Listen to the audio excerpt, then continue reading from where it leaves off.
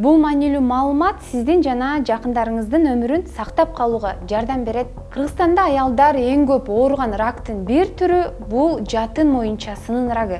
Кыргызстанда жыл сайын 600гө жакын аял жатын моюнчасынын рагына чалдыгат. Алардын ичинен 300 аял бул оорудан көз жумат. Бул рак оорусу менен ооруган аялдардын саны күндөн күнгө өсүүдө. Бирок бул көрсөткүчтү азайтууга болот. Эң негизгиси вакцина жана эмдөнүү, туруктуу алуу. Адистердин айтымында вакцина 89%га чейин жатын моюнчасынын рагын алдын алганга жардам берет. Бул эми Gardasil деген вакцина өзү дагы ошо GMP стандарт менен келген, Serum институттан келген.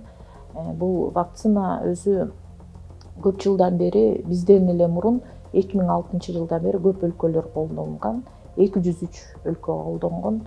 Бул вакцинаны бир эсимен чыкпаса, бир канча 200дөн ашык миллион кыздар алды деп ойлойм. Бул жатын моюнчасынын рагына каршы вакцина 2022 жылы Кыргызстанга алып келинген. Учурда 11ден 14 жашка чейинки кыздарга мектептердеги медициналык пункттарда акысыз сайлат. Вакцина 6 айлык аралык менен 2 жолу берилет. Бирок кээ бирлер бул вакцинага каршы чыгып келишет. Себеби вакцинанын тукумсуздукка себепкер болоору жөнүндө коомчулукта бир канча мифтер тараган. Бирок медициналык адистер бул маалыматтардын негизсиз экендигин белгилешет. Тукумсуздукка алып келет деген бул туура эмес божомол. Анткени деген бул эмдөө өзү эле илим болуп эсептелинет да, өзүнчө илим бул дагы наукада мындай караганда. Анан вакцина бул дүйнө жүзү боюнча 2006 жылдан баштап башталып, көптөгөн өлкө алышты бул вакцинаны. Биринчи эле жолу биздин мамлекетке келип аткан жок. Бул эл арасында ушундай сөздөр жүрүп береткен да, бул негизи туура эмес корутундуу деп эсептейм.